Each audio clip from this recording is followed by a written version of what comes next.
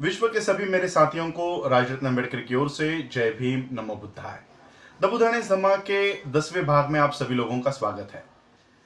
कल के भाग में हम लोगों ने देखा कि सिद्धार्थ किस तरह से सांख्य शास्त्र का, ध्यान साधना का, समाधि मार्ग का और तपश्चर्या का प्रशिक्षण करते हैं और अंत में वो सारी इस तपश्चर्या का त्याग करते हैं। सुजाता ने दिया हुआ जो अन्न है वो ग्रहण करते हैं और तपश्चर्या का त्याग करते हैं। अब देखते हैं कि आगे क्या हुआ। सुजाता इन्होंने दिया हुआ अन्न ग्रहण करने के बाद वो जो उनका पूर्व अनुभव था उसके बारे में सोचते हैं। उसके बारे में सोचने के बाद उनको लगता है कि मेरा ये सारा प्रशिक्षण, ये प्रशिक्षण विफल हो गया है, व्यर्थ गया है। वो निश्चित ही रूप से वो दुखी होते हैं, लेकिन निराशा उनके मन को छू कर भी नहीं जाती।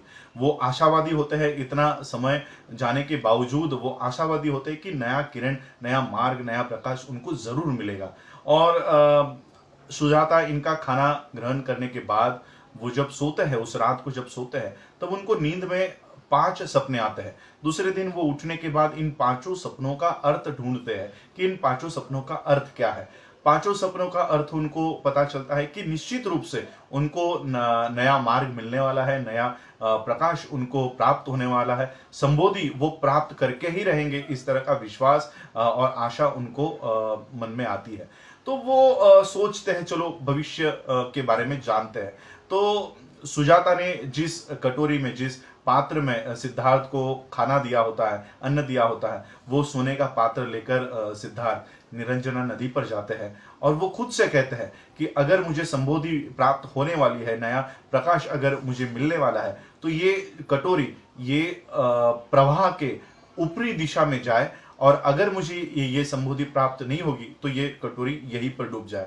तो ये जो कटोरी जैसे ही वो पानी में डालते हैं, ये कटोरी प्रवाह के ऊपरी दिशा में जाती है और जहां पर काल नाम के नाग राजा का घर होता है, वास्तु होती है, वो वहां पर जाके डूब जाती है। तो वो सिद्धार्थ ये सारा देखने के बाद वो निश्चित हो जाता है कि किसी भी तरह उनको ये संबोधि प्राप्त होने ही वाली है। मैं आप लोगों को यहाँ पर थोड़ा सा रोकना चाहता हूँ। ये कंटिन्यू करने से पहले मैं आप लोगों को एक एक्सप्लेनेशन देना चाहता हूँ, क्योंकि जो असित मुनि के भविष्य के बारे में, ब्राह्मणों के भविष्य के बारे में आप लोग काफी कंफ्यूज थे। मैं इस भविष्यवाणी का, सपने का, ये सारा अर्थ जो बाबा साहब अम्बेडकर जी ने जिस पन्ने पर लिखा हुआ है, जब तक वो पन्ना नहीं आता मैं सोच रहा था कि वो वहीं पर बताया जाए, लेकिन मैं उस पन्ने का थोड़ा सा भाग यहाँ पर बता देना चाहता हूँ ताकि फिर से आप लोगों के मन में ये कंफ्यूजन ना हो। मैं समझ रहा हूँ कि आप लोगों के दिलों में थोड़ी सी शंका हो जाती है ये सारा सुनने के बाद कि असित मुनि को कैसे पता चला, उन ब्राह्मणों को कैसे पता चला, और फिर वो अपने माँ यानी सिद्धार्थ के माँ की डेथ के बारे में क्यों जान नहीं पाए। तो ये सारा मैं आप लोगों को, बाबा साहब ने एक चैप्टर इसमें लिखा हुआ है, वो बताना चाहता हूँ। बाबा साहब लिखते हैं कि सिद्धार्थ के समय में कोई लिखने की कला उस समय विकसित नहीं हुई थी। कोई पेन नहीं था, कोई पेंसिल नहीं था, कोई पेपर नहीं था। तो उस समय लिखने की कोई कला विकसित नहीं हुई थी। और बुद्ध के समय में बुद्ध ने जितनी भी प्रवचन दी है, धम्म देशनाएं दी है, ये अधिकतर ये भिक्षुओं को दी है। और इसलिए उस समय भिक्षुओं का ये काम हुआ करता था कि तथागत बुद्ध ने दी हुई ये जो देशना है उसको रटना पड़ता था, पाठ करना पड़ता था, याद रखना पड़ता था। तो इस तरह से भिक्षु याद रखा करते थे।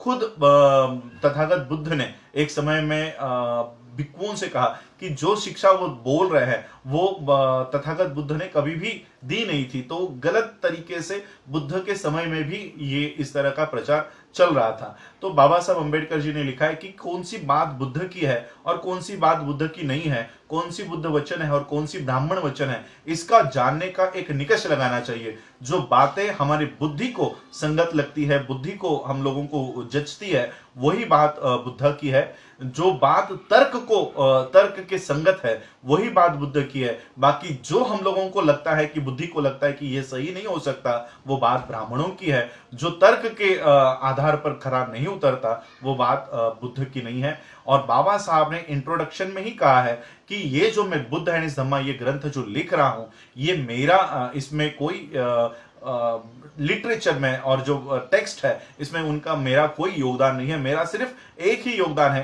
कि इसको प्रेजेंट करने का जो तरीका है वो मेरा है। बाकी का ये सारा ये जो मटेरियल है, रॉ मटेरियल है, ये सारा त्रिपिटक और अट्ठगाथा में से बाबा साहब ने लिया हुआ है। त्रिपिटक ये और अट्ठगाथा ये समुद्र जैसा विशाल है। ये किसी भी आम इंसान को पढ़ पाना, उसकी एक जीवन में पढ़ पाना मुश्किल है। और इसलिए बाबा साहब अम्बेडकर जी ने इस छोटी सी किताब में ये बुद्धाइनिस धम्मा 500 550 पेजेस की ये किताब बाबा साहब अम्बेडकर जी ने लिखी। और इसी माध्यम से मैं आपको ये बात बताना चाह रहा था कि उस समय से ही घुसपैठ जब ये त्रिपिटक लिखा गया, प्रथम संगीनी बैठी गई, तब वो पार्ट भी, वो चैप्टर भी इसमें है। तो वो जैसे जैसे आगे हम लोग बढ़ते जाएंगे बुद्धाइनिस धम्मा में, वैसे वैसे वो आप लोगों को क्लियर होती रहेगी। मैं ये आखिरी चैप्टर का पार्ट मैं अभी बीच में इसलिए बता रहा हूं ताकि फिर से आप लोगों के दिलों में कोई कंफ्यूजन ना हो। तो सिद्धार्थ ने अपने ही भविष्य को देखा कि वो संबोधि को प्राप्त करेंगे, प्रज्ञा को प्राप्त करेंगे, नए प्रकाश को ढूंढेंगे। तो वो सज्ज हो गए और फिर उन्होंने उरुवेला को छोड़ा और गया आए। गया आने के बाद उन्होंने पीपल का एक वृक्ष देखा, एकांत का जगह वहां पर देखी, और एक पीपल के वृक्ष के नीचे चारों दिशाओं का अभ्यास करके उन्होंने पूर्व दिशा में बैठकर उन्होंने इस ध्यान साधना को का प्रशिक्षण करना शुरू किया।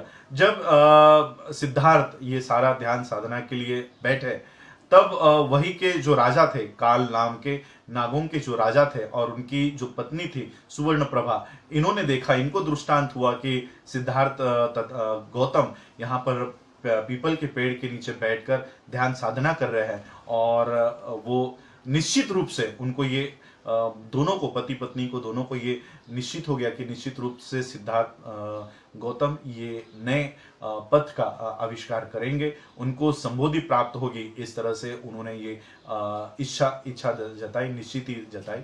और फिर सिद्धार्थ सारा अपना जो ध्यान साधना के लिए वो सज्ज हो गए और वो पीपल के पेड़ के नीचे पैर फोल्ड करके, जिसको आप पद्मासन कहते हैं, पैर फोल्ड करके पीठ सीधी रख के उन्होंने अपना ये ध्यान साधना को शुरुआत कर दी। सिद्धार्थ जैसे ही ध्यान साधना के लिए बैठे और जैसे उन्होंने अपनी ध्यान साधना को शुरुआत की, मेडिटेशन को शुरुआत किया, तो मार के जो पुत्र थे, मार पुत्र काम, ये सारे जो बुरे ख्याल थे, एविल थॉट्स थे, ये सिद्धार्थ के चित्त में, मन में प्रवेश करना उन्होंने शुरू कर दिया।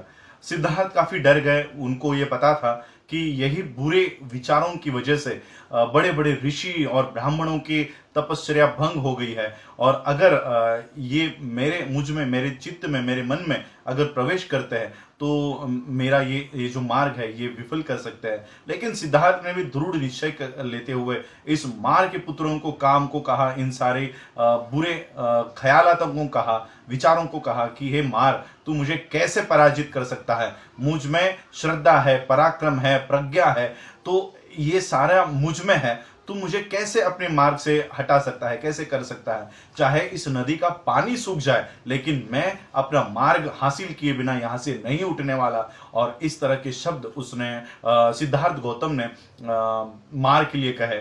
मार जो सिद्धार्थ गौतम के चित्त में इस तरह से प्रवेश करना चाहता था कि जैसे किसी कौवे को किसी मांस का टुकड़ा या कोई मिठाई अगर किसी पत्थर पे पड़ी होती है तो जिस तरह से वो कौवा झपेट पड़ता है, उस तरह से ये सारे बुरे ख्यालात सिद्धार्थ के मन में, चित्त में प्रवेश करने के लिए झपट पड़ रहे थे।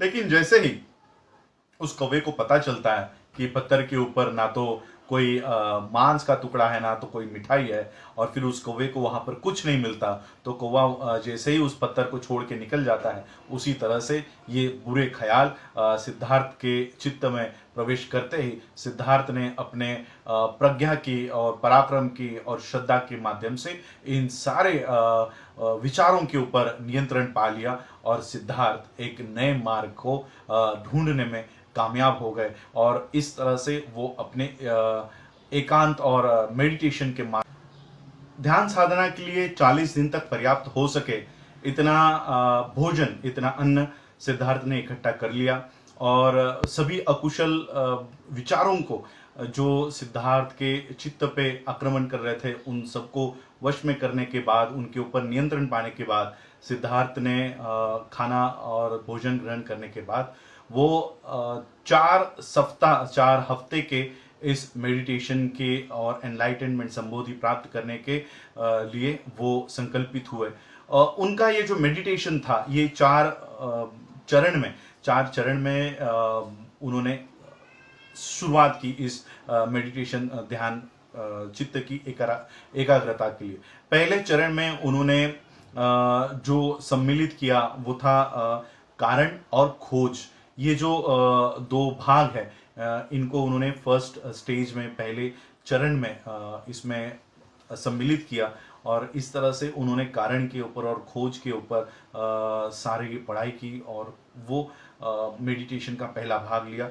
दूसरे भाग में उन्होंने दूसरे अवस्था में वो चित्त की एकाग्रता को उसमें सम्मिलित किया कि किस तरह से चित्त की एकाग्रता को हासिल किया जाता है। और तीसरी अवस्था में उन्होंने समभाव और सचेतना इन दोनों को शामिल किया और चौथी भाग में उन्होंने निर्मलता को समभाव और समचित्तता को सचेतना में शामिल कर लिया। इस तरह से उन्होंने जब उनके चित्त को एकाग्र कर लिया, दूषण रहित कर लिया, दोष रहित कर लिया, ग्रहणशील कर लिया, भावना रहित कर लिया और अपने उद्देश्य को भूले बिना सिद्धार्थ गौतम ने अपना सारा ध्यान उस समस्या के ऊपर केंद्रित कर दिया जिसके लिए वो गृह त्याग करके आए थे। और उनकी वो जो पहली समस्या थी कि संसार में दुख है, संसार की जो पहली समस्या थी कि संसार में दुख है और दूसरी समस्या थी कि किस प्रकार इस दुख का अंत करके मानव जाति को कल्याण और सुख के पथ पर लेकर जा सके। तो ये 2 सवालों के ऊपर उन्होंने सारी एनर्जी लगाई, सारा ध्यान उसके ऊपर केंद्रित कर दिया। पहली समस्या कि जग में दुख है, विश्व में दुख है, और दूसरी समस्या थी कि इस दुख का कोई निवारण हो सकता है, एक मार्ग हो सकता है। तो इस तरह से 4 हफ्ते तक लगातार उन्होंने ध्यान करने के बाद अंत में ये अंधकार दूर हुआ और एक नया प्रकाश उत्पन्न हुआ, अविद्या दूर हुई, ज्ञान उत्पन्न हुआ और उन्हें एक नया मार्ग दिखाई पड़ने लग गया। ये मार्ग क्या है और क्या वो नए धम्म का आविष्कार सिद्धार्थ गौतम ने किया। अब ये कहानी, ये जीवन अब तक ये सिर्फ सिद्धार्थ का चल रहा था, सिद्धार्थ गौतम का चल रहा था।